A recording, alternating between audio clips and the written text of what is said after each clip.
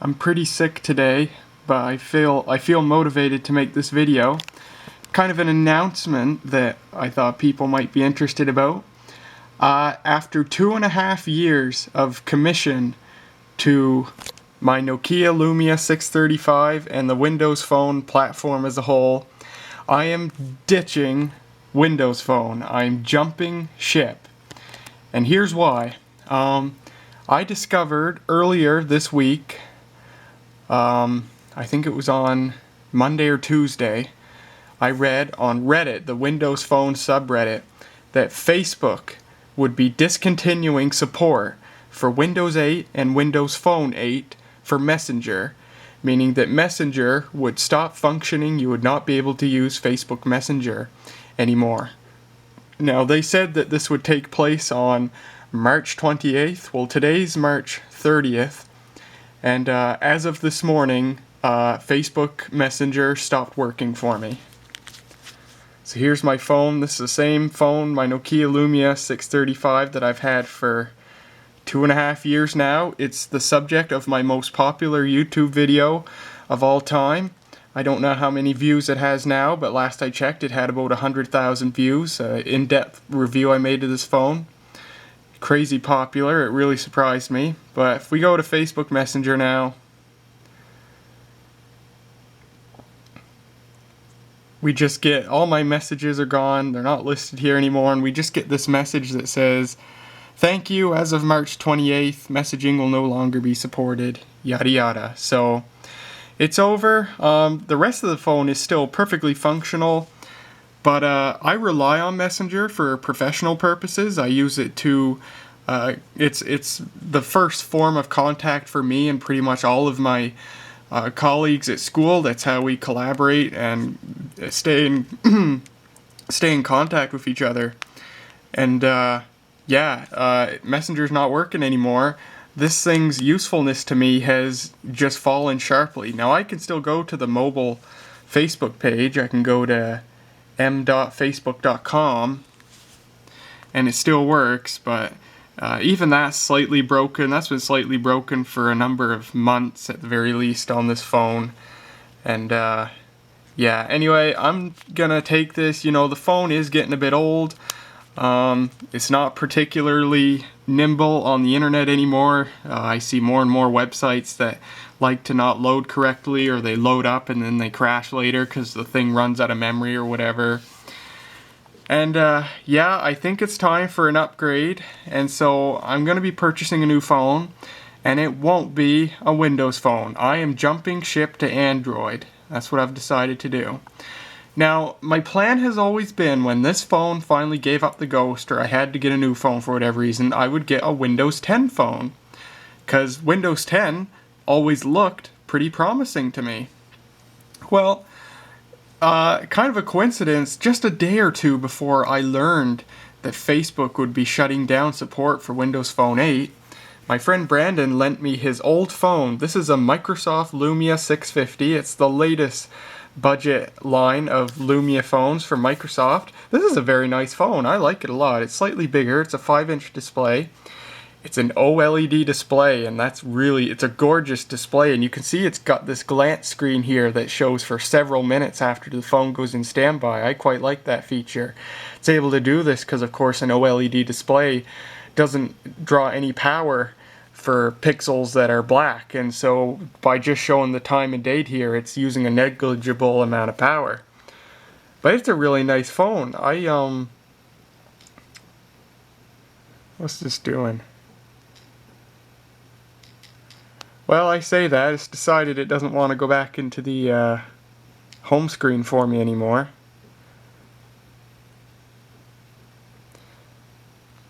Anyway, overall, I quite like Windows Phone 10, and one of my favorite things that I like about it, it has an Instagram app that works.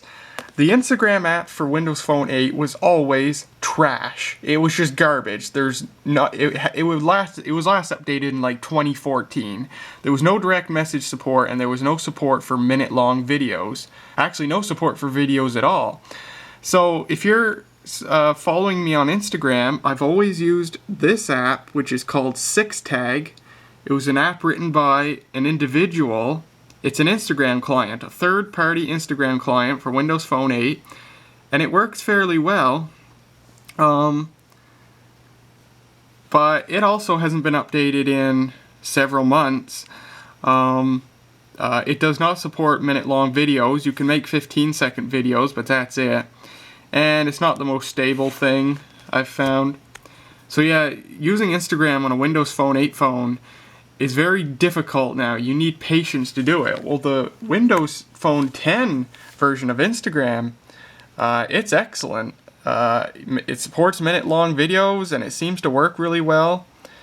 So yeah, Brandon lent me this phone just to play with. I didn't know yet that Facebook was going to be shutting down Messenger support, and I was trying this phone out, and actually Brandon said he'd sell it to me quite cheap. Now I'd been trying this out, and it didn't take me long to decide, yeah, I'd buy this from him. Well, then unfortunately I discovered the loudspeaker is defective. It cuts in and out. So if somebody calls and this thing might not ring. So I said, well, I'm not going to buy a phone with a defective loudspeaker, so I'm going to be giving this back to Brandon sometime. Brandon doesn't really want it. I mean, Brandon doesn't use this anymore, but I'll give it back to him anyway. I don't want it. Brandon also jumped ship to Android. He did so a few months ago. He bought a Motorola Moto Z, and he likes that a lot. That's a very nice phone, high-end Android phone. Very nice. He loves it a lot. He doesn't have regrets for switching to Android. He misses some of the user interface elements of Windows Phone. The start screen's really nice. The user interface was always Windows Phone's, its top feature. Just the very nice and easy to use user interface. All your apps listed here. You don't get this in Android or iPhone. It's just so nice.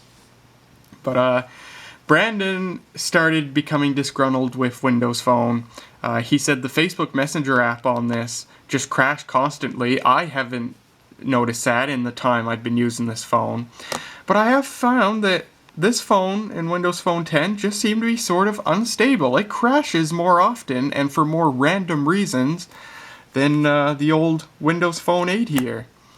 And I've read online, and it looks like, honestly, Windows Phone 10 just isn't doing very well. Microsoft is doing a very poor job ironing out bugs, and the market share for Windows Phone is so tiny now. People think that Windows Phone 10 is going to be totally dead very soon. While Facebook still says they support Windows Phone 10, people have said that the Messenger app hasn't been updated in several months, and so it could be the next platform to be killed off. So as much as I would like to buy a new Windows Phone 10 phone to replace my old phone here, I don't think that would be a smart choice. When I bought the 635 here, Windows Phone was at its peak. It had something like a 2 or 3% cellular market share, and there was a lot of promise in Windows Phone. But now it's down to like less than 1%. And here was the tipping point for me. This was what made me decide to switch to Android. When you go to the Canadian Microsoft store now, where I bought the 635, they list no Windows. Well, they do list a Windows phone. They list no Lumia phones. Microsoft is still making 3 or 4 Lumia models, but they don't list them on the Canadian Microsoft store. They list them on the American Microsoft store, but all you see on the Canadian Microsoft store is that little crappy Acer phone and that overpriced HP phone. No Lumias on the Canadian Microsoft store. And I said, you know what? I don't know why Microsoft is not listing any Lumia phones on the Canadian Microsoft store, but regardless of the reason, that's a really, really bad sign for the future of Windows Phone. And I decided, you know what? It's not going to be a smart choice to stick with Windows Phone. I think I'm done. I think, I enjoyed Windows Phone. I loved Windows Phone, and it served me well. This phone served me so well. It never failed me, except the 2 times it bricked itself, and I had to reload the operating system on it.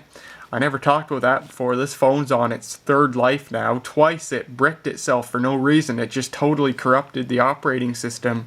and I had to download a recovery image and recover it. But besides that, this thing never failed me. It's been a very high quality phone, and it served me really well. But it's time for an upgrade anyway. I'm kind of excited to get a phone that's more powerful, has nicer features, a selfie camera. I'd really like a selfie camera. That's one of my favorite things about this phone. It does have a selfie camera. And this phone also has a camera flash, which my old phone doesn't have here. But yeah, I won't be using this phone anyway. So I'm buying a new Android phone. The thing with Windows Phone is it's easy to choose a phone because there's not much to choose from. If you want a good Windows phone, you get a Lumia, and then it's easy to decide what Lumia you want. Android is the total polar opposite of that. There's so many Android phones out there to choose from, and it's hard to decide what to get. And to make things more complicated, when you get to the low end of the Android market, like I'm getting, it seems like when you get to the high end of the menu, like the high end of the market, things are quite simple. Samsung has the Galaxy S, that's their one high-end Android offering. Motorola has the Moto Z, and then there's a couple of phones from Sony, and you know, it's pretty easy to choose from those. When you get to the low end though, each manufacturer has like a dozen models. Like Samsung makes like a dozen models, a dozen Galaxy phones for the low or mid-range market. It's really awkward. And then to further complicate things, a lot of those phones are meant for the Asian markets, but there's a lot of North American sellers that sell them. And so if you buy these phones, they might not work with a 4G cellular network. You might get 2G or 3G, but you won't get 4G, and you don't know if a phone you're buying is going to be 100% compatible with your cellular network. And so things get really complicated. So I'd like to buy a new phone very soon, but I've got to do my research and be careful and make sure I buy something that's going to work as I expect it to. In the meantime, I've narrowed it down to two phones that I'm going to choose from. I'll show them here.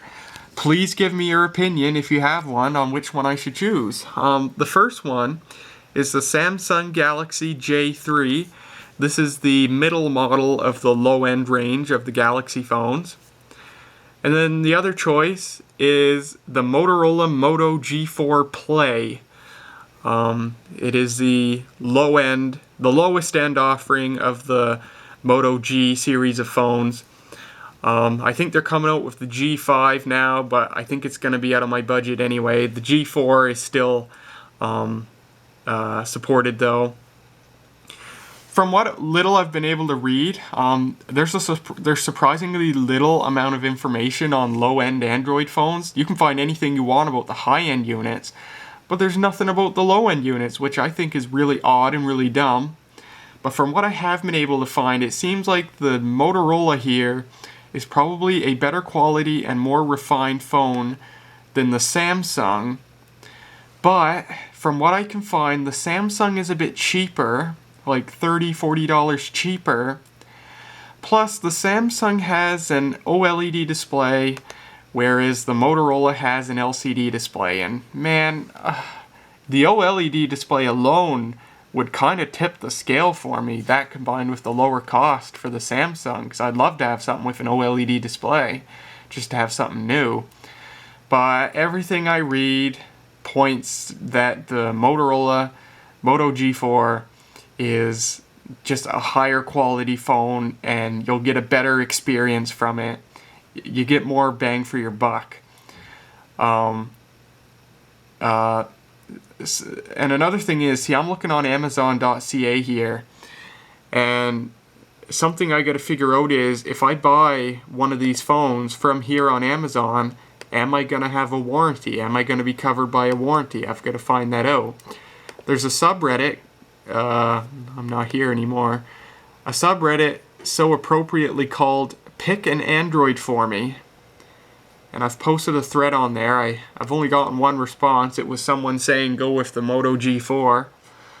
But I've posted a thread on here basically asking, how can I make sure that I'm not going to screw myself over if I buy a phone from Amazon.ca? Because here's the thing, I want to buy an unlocked phone,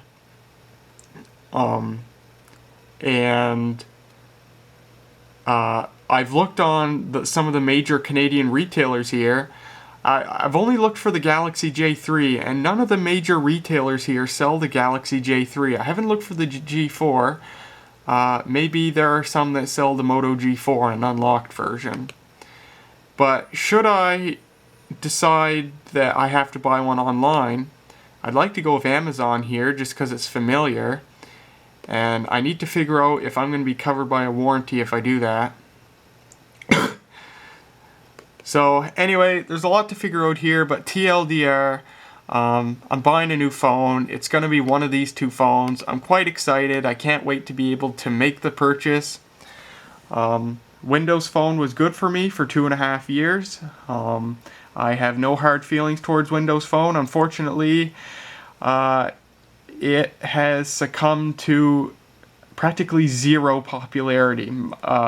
Microsoft is doing a really poor job ironing out bugs and updating Windows Phone 10 because there's no reason to. Nobody's using it. I think I read there's something like 150,000 Windows Phone users in the world now.